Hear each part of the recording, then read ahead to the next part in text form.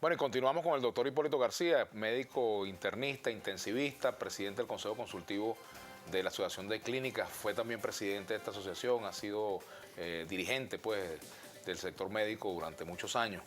Bueno, Hipólito, hablábamos un poco del cáncer y de los cuidados que hay que tener, o sea, los exámenes que se debe hacer. Por ejemplo, el chequeo de la piel. Nosotros vamos a la playa, no tomamos quizás la medida de protegernos bien de los rayos solares, bueno, podemos ser víctimas de un melanoma, en fin. Sí. Me gustaría que habláramos un poco de eso, ¿no? Sí, siempre hablamos en orden de prioridades, ¿no? Insisto en el chequeo médico de las más frecuentes. Mujer, cuello uterino, mama, pulmón, estómago, vías digestivas. En el hombre, próstata, pulmón, estómago, vías digestivas. Y de todas hay las enfermedades hemato-oncológicas que también con unos diagnósticos de hematologías completas uno puede llegarle a ver algunas diferenciaciones, el autoexamen buscándose ganglios y todas estas cosas es importante para nosotros. Es necesario que nosotros veamos que nosotros podemos vivir, porque la sobrevida en Venezuela o el promedio de vida supera los 74 años, hay que vivirlos bien. Y el hecho de vivirlos bien es estar pendientes de que podamos disfrutar de nuestra vida en todo su contexto, pero también a cuidarnos. Hay que cuidar el carro, hay que cuidar la casa, hay que cuidar el cuerpo. Y el cuerpo se cuida de formas simples y sencillas.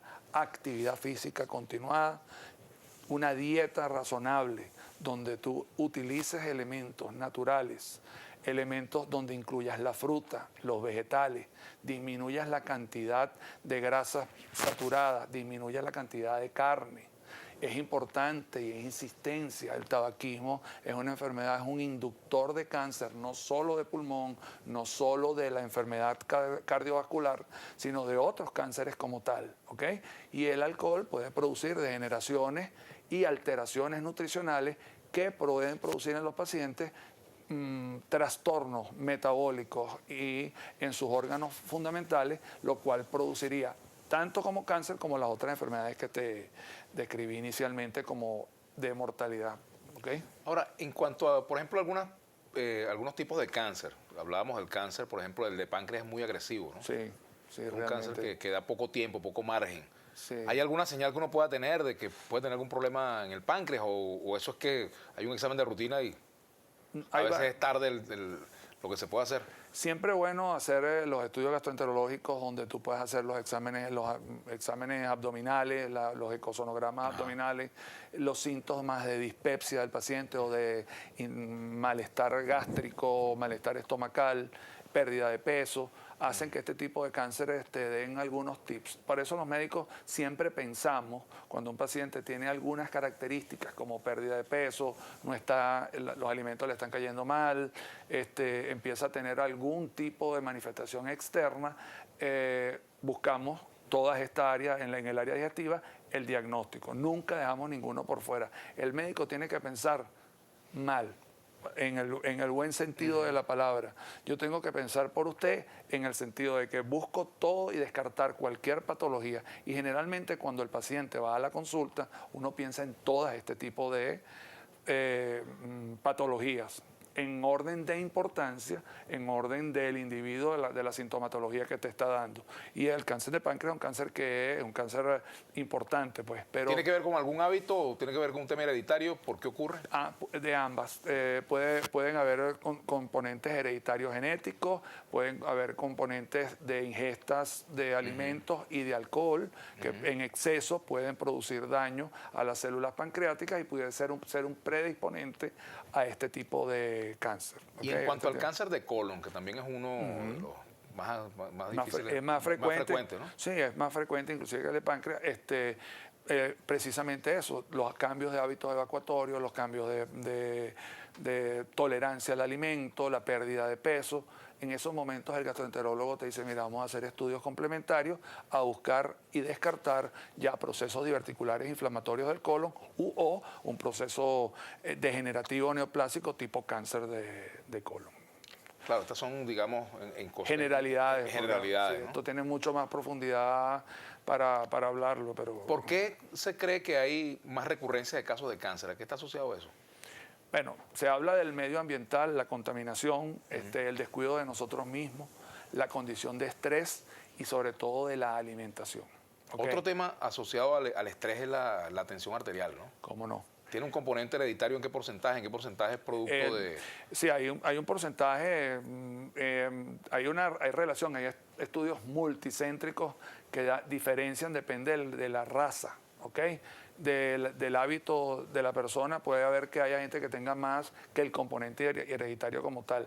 En los estudios hechos en Venezuela por organismos bastante serios y esfuerzos que han hecho cardiólogos en Venezuela, la Sociedad Venezolana de Hipertensión, la gente de Ascardio, el doctor López, estudios importantes, alrededor de los venezolanos estamos hablando que de 100 venezolanos probablemente puedan tener hipertensión arterial. Vamos a poner un número redondo cercano al 30%. O sea, que es bastante importante esto, ¿ok?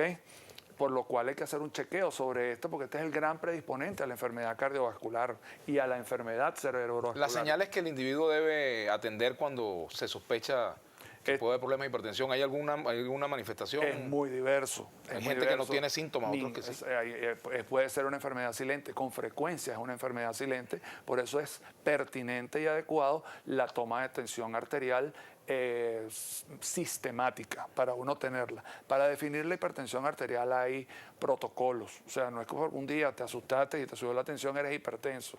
Hay que poner al paciente en reposo, tomarle 2 veces la tensión, tiene que estar sentado y adecuadamente para uno decir que es hipertenso. Pero lo cierto de esto, buscando más allá, es que tenemos que estar pendientes de que esa es una hipertensión, es una enfermedad tiene una prevalencia importante en nuestra población y probablemente alto índice de nuestra población no está siendo bien tratada. ¿A partir de qué edad puede uno ser hipertenso?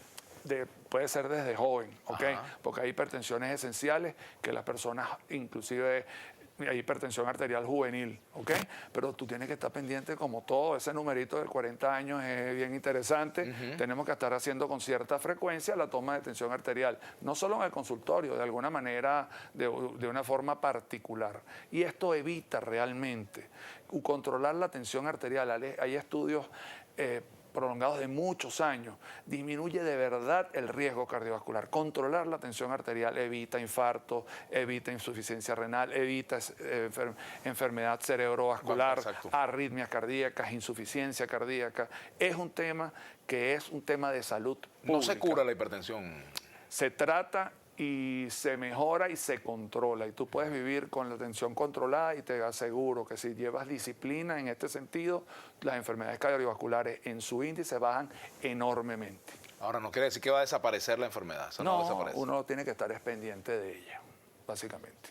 Bueno, al retorno me gustaría hablar sobre el hábito alimenticio, que es muy importante, porque parte de la medicina es la alimentación. ¿Qué es lo que definitivamente en determinadas edades podemos comer, qué no debemos comer a ninguna edad? Vamos a la pausa.